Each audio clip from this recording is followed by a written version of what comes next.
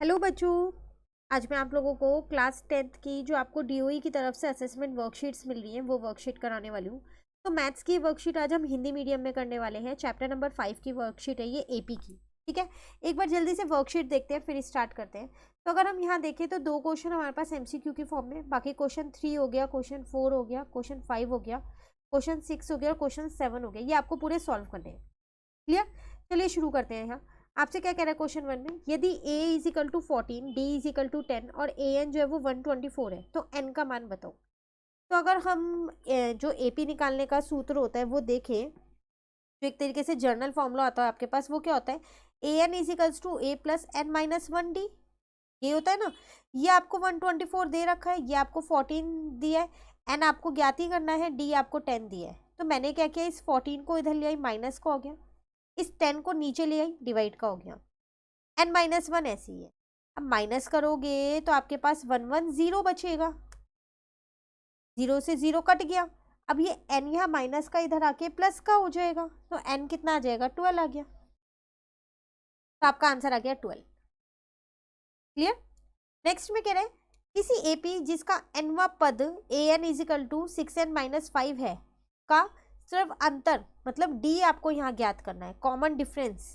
तो an आपको दे रखा है 6n माइनस 5, तो इससे निकल जाएगा। कैसे निकलेगा, an मुझे दे रखा है 6n माइनस 5। मैं क्या करती हूँ, एक बार n की जगह 1 रख के देख लेती हूँ। तो मैंने यहाँ 1 रख दिया, तो 6 इंटू 1 माइनस 5, तो 6 माइनस 5 1 हो गया। अब मैं a2 भी निकाल लेती हूँ, ऐसी n की जगह पर 2 रख देती हूँ।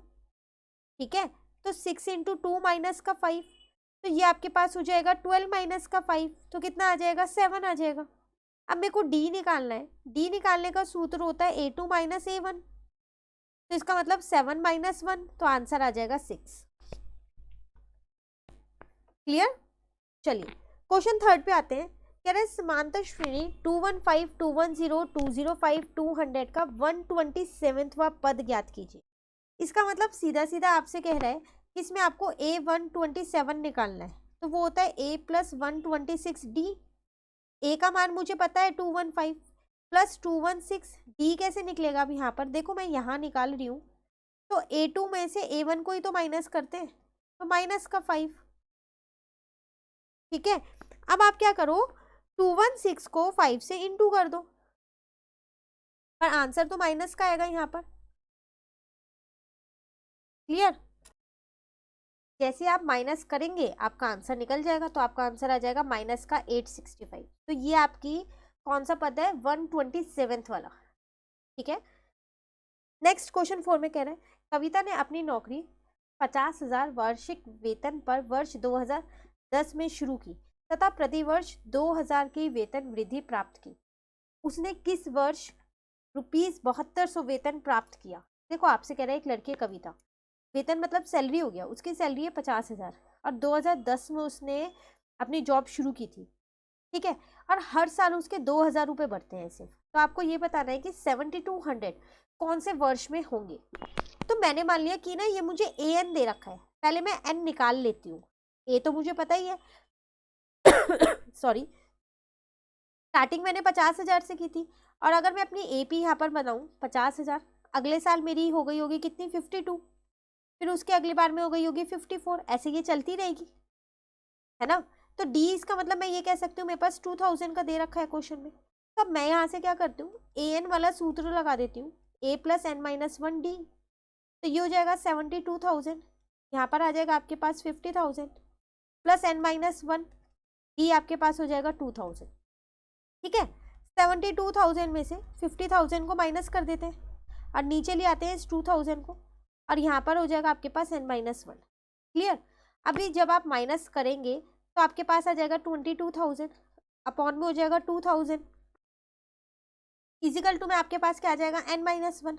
3 0 से 3 0 कट गई, ये कट गया, 11 आ गया, यहाँ प्लस का 1 हो गया, n आ गया 12। तो इसका मतलब 2010 में आप 12 को जोड़ दो, 12 आ गया ना आंसर। तो 2022 में उसकी जो वेतन है वो कितनी हो जाएगी, 72,000 हो जाएगी। क्लियर? चलिए नेक्स्ट क्वेश्चन नंबर 5 पे आते हैं। कह रहा है एक एपी के प्रथम 4 पदों का योग 28 है और इसके प्रथम 8 पदों का योग 88 है। इस एपी के प्रथम 16 पदों का योग ज्ञात कीजिए। देखो क्वेश्चन में आपको क्या दे रखा है, यहाँ पर S4 दे रखा है 28, S8 भी दे रखा है आपको 88, S16 आपको ज्ञात करना है। तो कैसे निकालेंगे? सबसे पहले Sn वाला जो सूत्र होता है वो होता है n/2, ब्रैकेट में होता है आपके पास 2a प्लस n-1d। ठीक है, अब मैंने यहाँ S4 रख दिया n की जगह, तो जहाँ जहाँ n है मैं वहाँ 4 रख देती हूँ। मेरे को a और d नहीं पता है तो उसको छोड़ देते हैं फिलहाल के लिए। ये कट के 2 हो जाएगा। ये मुझे 28 क्वेश्चन में दे रखा है, तो यहाँ आ जाएगा 2a प्लस का 3d। ठीक है, ये 28 से 2 को अगर मैं यहाँ पर काटती हूँ, 2 को 28 से काटूंगी तो 14 आ जाएगा। 14 इज इक्वल्स टू में 2a प्लस का 3d। ये एक समीकरण बना के मैंने छोड़ दी। ठीक है, उसी तरीके से मुझे S8 भी दे रखा था, तो मैंने ये ले लिया 8/2, ब्रैकेट में आ गया 2a प्लस, यहाँ आ गया 8-1d। तो ये मेरे को क्वेश्चन में गिवन था 88, यहाँ आ जाएगा 4, ये हो जाएगा 2a प्लस का 7d।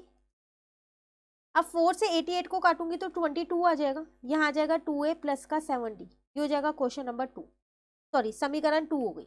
दोनों समीकरण को मैं यहाँ पर हल कर लेती हूँ, तो मैं यहाँ लिख देती हूँ पहले समीकरण 1 और 2 को हल करने पर, तो ये हो गया 14 इज इक्वल्स टू में 2a प्लस का 3d, और यहाँ पर आ जाएगा 22 इज इक्वल्स टू में 2a प्लस का 7d। देखो 2a से 2a आसानी से कट जाएगा तो काट दिया। 22 में से आपको क्या करना है, 14 को माइनस करना है, तो 8 आ जाएगा। ठीक है, माइनस का आएगा। और यहाँ पर 7 में से 3 को माइनस किया तो 4 आएगा, पर माइनस का आएगा।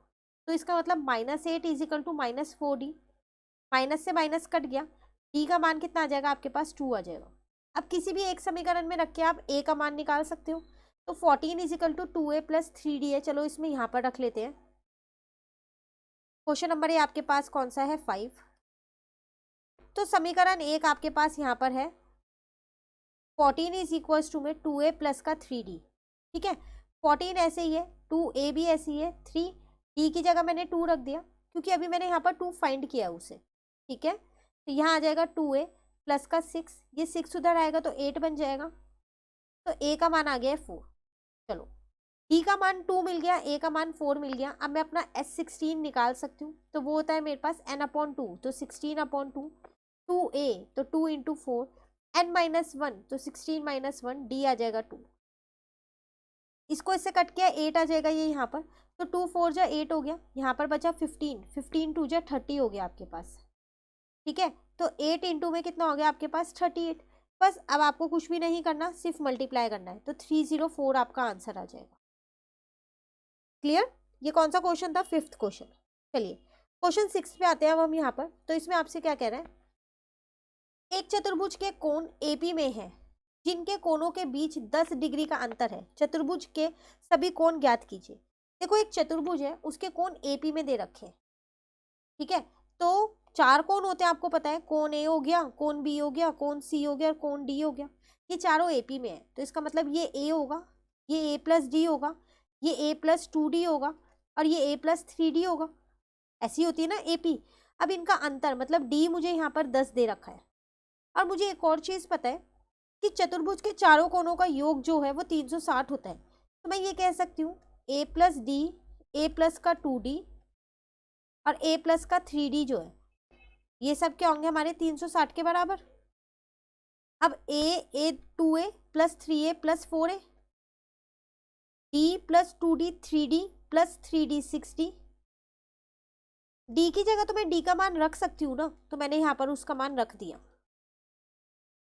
ठीक है, तो 4a प्लस का 60 इजिकल्स टू में 360 हो गया। तो 4a का मान कितना आ गया यहाँ पर, 300। a का मान मैं यहाँ से निकाल सकती हूँ, तो 300/4 हो जाएगा। बस आपको कुछ नहीं करना, 300 को 4 से डिवाइड करना है, तो a आपके पास आ जाएगा 75। तो कोण a आपने a माना था तो वो हो गया 75। कोण b आपके पास क्या था, a प्लस का d, तो वो हो जाएगा 75 प्लस का 10, तो कितना हो जाएगा 85। कोण सी आपके पास था a प्लस का 2d, तो वो हो जाएगा 75 प्लस का 20, तो वो हो जाएगा आपके पास यहाँ पर 95। कौन डी था आपके पास, ए प्लस का 3D, तो वो हो जाएगा 75 प्लस का 30, तो वो हो जाएगा 105। क्लियर, ये था आप पे क्वेश्चन नंबर 6। चलिए क्वेश्चन 7 लास्ट है, उसके बाद हमारी ये वर्कशीट कंप्लीट। कह रहा है एक फैक्ट्री तीसरे वर्ष में 600 बल्ब और 7वें वर्ष में 700 बल्ब का उत्पादन करती है। यह मानते हुए कि उत्पादन प्रत्येक वर्ष समान रूप से बढ़ता है, 7वें वर्ष में कुल उत्पादन ज्ञात कीजिए। देखो क्वेश्चन में आपसे कह रहा है तीसरे वर्ष में, तो मतलब आपको यहाँ पर क्या दे रखा है, A3 दे रखा है, 600 बल्ब बनाती है। 7वें में कितने बनाती है, 700। हर वर्ष ना सेम मतलब जो सेम रूप से बढ़ेंगे, तो आपको ये बताना है कि 7वें वर्ष में कितना बनाया है, तो S7 आपको ज्ञात करना है। इसको मैं यहाँ लिख सकती हूँ A प्लस का 2D इज इक्वल्स टू में 600। इसको मैं लिख सकती हूँ A प्लस का 6D इज इक्वल्स टू में 700। दोनों को पहले यहीं पर ही हल कर लेती हूँ, तो ये कट गया, तो ये हो गया माइनस का 4D, यहाँ हो गया माइनस का 100। माइनस से माइनस कट गया, मैंने पहले यहाँ से D का ही मान निकाल लिया सीधा सीधा, तो D का मान आ गया 25। इसको समीकरण 1 माना, इसको समीकरण 2 माना, समीकरण 1 में रख रही हूँ इसको। तो समीकरण 1 आपके पास कितनी है, क्या है, वो है आप पे A प्लस का 2D इज इक्वल्स टू में 600। तो A प्लस 2D की जगह आ जाएगा 25 इज इक्वल्स टू में 600 हो जाएगा। तो यहाँ पर आ जाएगा A प्लस का 50 इज इक्वल्स टू में 600, ये 50 उधर चला जाएगा, A का मान 550 आ गया। आपको S7 ज्ञात करना है, तो n/2 मतलब 7/2, 2A मतलब 2 इंटू 550 प्लस n-1 मतलब 7-1, D का मतलब 25। ठीक है, तो ये हो जाएगा S7, यहाँ पर 7/2 ही रहेगा। 550 को मैंने 2 से जब इंटू किया तो 1100 आ जाएगा, प्लस 6 को मैंने 25 से इंटू किया तो आपके पास 150 आ जाएगा। 7/2 ऐसे ही रहने देते हैं, 150 में 1100 को प्लस कर लेते हैं तो 1250 आ जाएगा। अब इस 1250 को 2 से कट कर देते हैं तो 625 आ जाएगा। अब इस 625 को 7 से इंटू कर देते हैं तो आपका S7 निकल गया। तो 7वें वर्ष के आपको बताना था ना कुल उत्पादन, तो वो है 4375। क्लियर, ये था क्वेश्चन 7। इसी के साथ ये वर्कशीट कंप्लीट होती है, और वर्कशीट्स भी हमने कर रखी है, सब चैप्टर की असेसमेंट वर्कशीट चैनल पे अपलोड है। साथ के साथ जो लास्ट 2 ईयर में वर्कशीट्स आपको मिली थी जब ऑनलाइन क्लासेस थी, वो भी चैनल पे अपलोड है हिंदी मीडियम में, तो उन्हें भी अगर आपको टाइम मिले तो ज़रूर कर लीजिएगा। कहीं भी दिक्कत लगे कमेंट करके पूछ लेना। वीडियो अच्छी लगे तो लाइक ज़रूर कीजिएगा और मेरे चैनल को सब्सक्राइब कीजिएगा। Thank you.